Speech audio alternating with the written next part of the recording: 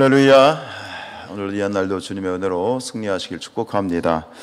오늘 에스겔서 4장을 읽었는데요. 이 4장의 내용은 전체적으로 5장 4절까지 함께 묶어서 읽어야 되는 그런 내용인데, 앞에서 우리가 이사야나 예레미야 선지자를 이제 이사야서나 예레미야서를 봤을 때 이 예언자들이 이제 하나님의 말씀을 대언을 하잖아요, 그죠?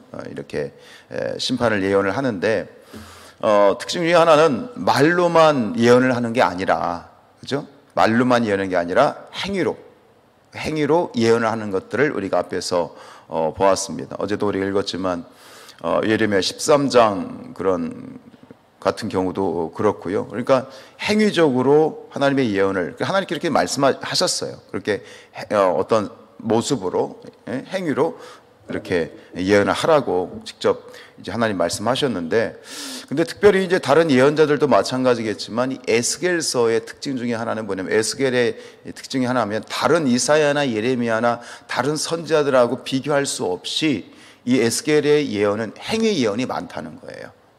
탁월하게 이 행위 예언이 많고, 오늘 특별히 이 4장에는 그래서 4장 1절부터 5장 4절까지는 연속해서 4가지의 행위 예언을 하나님이 명령을 하시죠. 1절로 3절에서는 어떤 게 나오죠? 예루살렘의 이 포위 장면을 토판에 그려라. 토판에 그려서 거기에 뭐 이렇게 행해라라고 하는 그런 장면이 나오고요.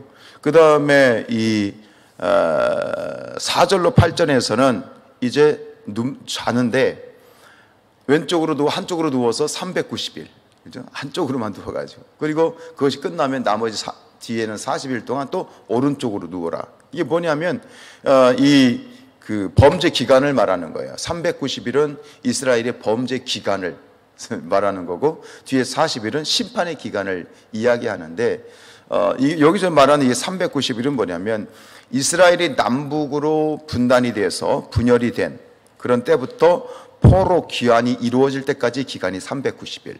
그리고 40일은 뭐냐면 예루살렘이 함락되는 BC 586년부터 1차 포로, 3번에 걸쳐서 다시 돌아오잖아요.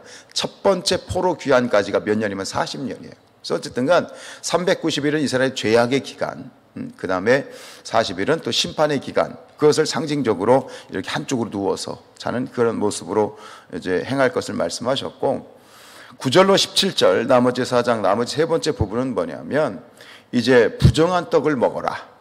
그 부정한 왜 떡이 부정하냐면 일반적인 그러한 뭐 여기 보면 쇠똥, 일반적으로 옛날에 쇠똥을 재료로 많이 쓰고 지금도 이런 뭐 몽골이나 이런 데 가면 쇠똥을 쓰잖아요. 그러니까 일반적인 연료를 써야 되는데 뭘 썼어요?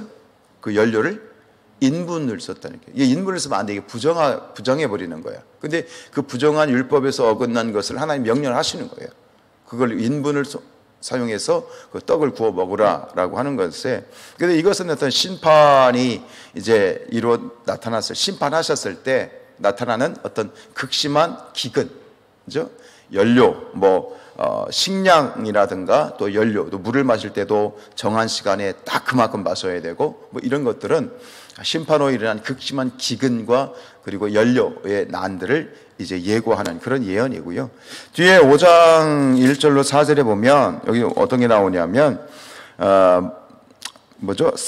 네 머리털과 수염을 깎아서 저울에 달아두어라. 머리털하고 수염을 깎아서 저울에 달아두고 그것을 3가지의 종류로 이제 이거를 처리하라는 거예요. 첫 번째는 터럭 3분의 1은 성읍 안에서 불살르고 3분의 1은 성읍 밖에서 칼로 쳐 이 머리카락을 칼로 팍 치는 행위를 하라는 거고, 3분의 1은 바람에 흩어버려라 라고 하는 그런, 이것은 결국은 이제 예루살렘 성이 함락되어졌을 때 3분의 1은 뭐예요?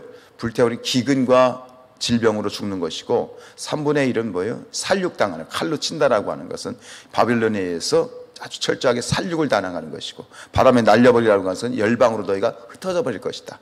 포로로 잡혀가고, 이런 것들을 이제 상징적으로 예언하는 것인데, 왜 이렇게 하나님께서는 집중적으로 에스겔에게 이런 상징적인 예언으로, 상징적인 모습으로, 행위로 예언을 하라고 하셨을까요? 그건 뭐냐면 말로는 안 되는 것다는 얘기입니다. 선자들이 말로는 더 이상 듣지 않는다는 얘기예요.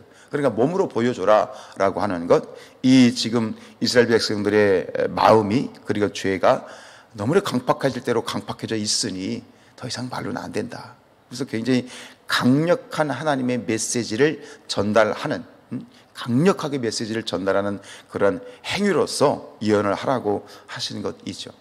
여기 말씀을 묵상할 때 이거 오늘의 시대와도 어찌 보면 있다고 생각합니다. 이 시대는 말로 안 되는 시대가 아닌가. 말 쓰지 말아야 때 이 시대 가운데, 왜냐하면 그만큼 너무 말이 난무해. 그리고 우리 그리스도인들의 신앙이 말로 끝나는 신앙이 너무 많아. 부정적인 측면과 또 의도적인 측면이 있지만 어쨌든 간 이 시대도 말로는 안 되는 그런 시대, 즉 말씀이 삶으로 드러나야 되는 것. 그래서 그 마태복음 5장 16절에 보면 그들로 너희 착한 행실을 보고 하늘에 계신 너희 아버지께 영광을 돌리게 하라라고 하는, 좀 더 적극적으로 말이 아니라, 입이 아니라 삶으로 말씀을 살아내야 되고, 우리의 삶이, 그리스도인의 삶이 세상 가운데 메시지가 되어야 된다. 어제 저번에 그런 말씀 드렸잖아요. 파수꾼, 에스겔은 그 에스겔의 예언이 파수꾼의 어떤 역할이라고 말씀을 드렸는데, 파수꾼은 경고하고 일깨우는 역할이죠. 무엇으로? 더 이상 말이 아니라 삶으로 그 말씀을 살아내고 세상 가운데 삶으로 드러내야 된다라고 하는 것이죠. 이 예언자들의 삶이 그런 것 같아요. 특별히 대표적인 사람이 누구냐면 삶 전체를 온전히 하나님 앞에 예언으로 드러냈던 사람, 대표적인 사람이 호세아 아닙니까? 호세아에게 하나님 뭐라고 말씀하셨죠? 호세가 결혼을 해야 되는데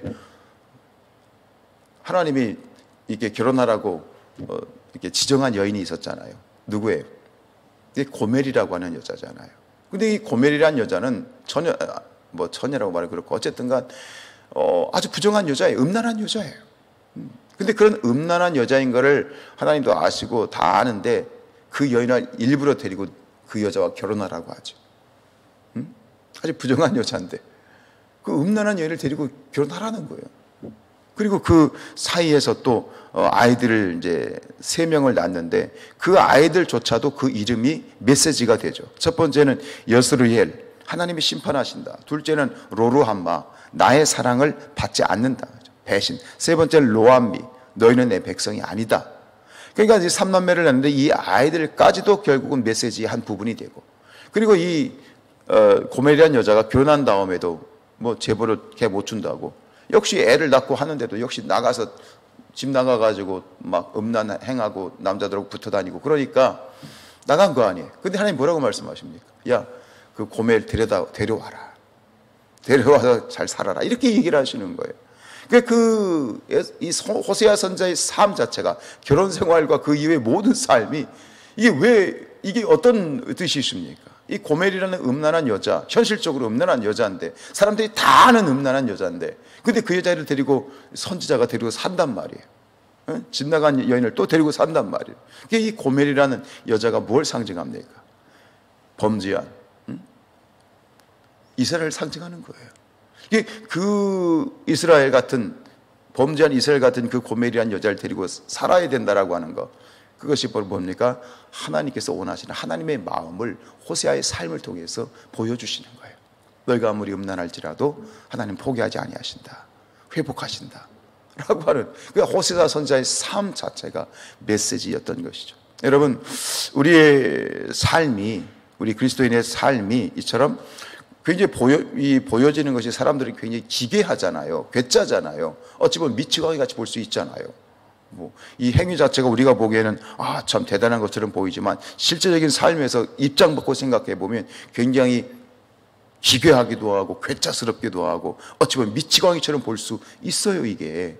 근데 그 삶을 온전히 하나님 앞에 드림으로 말미암아 자신의 삶을 통해서, 자신의 행위를 통해서 하나님의 말씀과 예언을 이렇게 드러내는 것처럼, 이것이 오늘 우리에게 주는 교훈은 무엇이냐면, 우리의 삶이 하나님 앞에 메시지가 되어야 된다라고 하는, 말로 되는 세상이 아니다 말이죠. 여러분, 우리의 삶이 하나님 앞에, 우리의 언행 심사가 하나님의 말씀의 통로, 하나님의 이 언약의 통로로 드려지는 그런 메시지의 삶이 될 수 있기를 축복합니다. 그렇죠? 그리고 한 가지 더 여기서 한 가지 더 나가게 되면 뭐냐면 우리가 하나님의 말씀을 전하고 복음을 증거할 때에 가용할 수 있는 모든 수단과 방법을 통해서 진리가 드러나야 된다는 거예요. 복음을 전한다는 것이 단순히 우리가 말한 것처럼 우리의 삶을 통해서 우리의 언행심사를 통해서 복음이 증거되어야 되는 거잖아요. 근데 그것뿐만 아니라 우리가 할 수 있는 동원할 수 있는 모든 것들을 동원을 해서 이 마지막 시대 가운데 복음을 증거할 수 있어야 된다라고 하는 것이죠.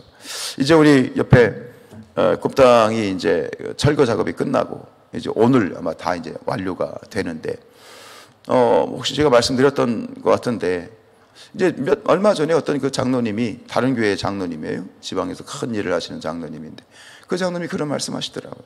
목사님, 이 꿈땅을 통해서 저 땅에 이제 뭐 주차장이 뭐 만들어지고 하여튼 저 땅을 통해서 아마 성산교회가 많이 부흥할 겁니다. 그렇게 말씀하시는 거예요. 근데 그게 예사로 들지 않더라고요. 근데 그런 얘기들이 계속 들려오는 건 뭐냐면 이 작업을 하는 포크레인 기사가 제가 가서 이렇게 보는데 포크레인 기사가 그래요. 아유, 건축주 되십니까? 그래서 아닙니다. 이 교회 목사입니다. 교회에서 산 겁니다. 그랬더니 깜짝 놀라면서 하는 말이 아유, 잘하셨네 이러는 거예요. 뭐 그런 어떤 뭐 있겠죠. 어쨌든 그가 말하고자 하는 내용 그러면서 교회가 주차장이 없으면 안 되죠. 뭐 누가 물어봤나? 뭐 그런 얘기를 하는 거예요. 또 이렇게 바깥에서 공사하는 모습을 이렇게 서 있으면 지나가는 사람들이 한마디 하는 게 들려요. 근데 어떤 그 구체적인 그들이 가지고 있는 의도나 내용은 모르겠지만 근데 그게 계속 들려지는 게 뭐냐면 그들이 말하는 이 얘기를 들었을 때 그들이 말하는 말이 뉘앙스가 어떤 거냐면 굉장히 느낌이 있잖아요. 이 사람들이 이것을 봤을 때 이렇게 받아들이고 있구나. 이들이 가지고 있는 어떤 마음의 태도가 이런 거구나. 그럼 그들은 뭐냐면 이 주변에 있는 사람들이 가지고 있는 어떤 마음의 어떤 태도들과 뉘앙스들을 다 비춰주는 그런 것들이잖아요. 전에 어떤 목사님이 그런 말씀하셨어요. 건물이 전도한다. 건물이 전도한다. 이게 뭘까 하면 바깥으로 보여지는 어떤 이미지라든가 저는 그런 말씀드렸지만 우리가 앞에 우리 땅도 아닌데 화단을 꾸미고 그리고 앞에 우리 또 이렇게 화분을 놓고 하는 모든 것들 이 모든 것들이 뭐예요? 다 메시지가 되는 거예요. 하나의 어떤 이해가 되지만 어쨌든 우리가 여기서 중요한 포인트는 뭐냐면 우리가 가용할 수 있는 모든 것들이 우리의 삶, 우리의 언행심사, 우리의 삶의 메시지가 될 뿐만 아니라 어떤 것들이든 이 하나님의 복음과 진리를 선포하는데 가용할 수 있는 수단과 방법은 총동원하여서 하나님의 복음을 증거하는데 우리가 최선을 다하고 그런 아이디어들을 달라고 하나님께 기도하며 성령의 인도함을 받음으로 말미암아 우리 성산교회가 마지막 시대 가운데 하나님의 메시지와 복음을 증거하는 일에 온통 마음을 쏟고 연합이 되고 정말 혼연일체가 되는 그런 거룩한 복음 전도의 그런 공동체가 될 수 있기를 축복하고요. 이를 위해서 함께 또 기도해 주시길 바랍니다.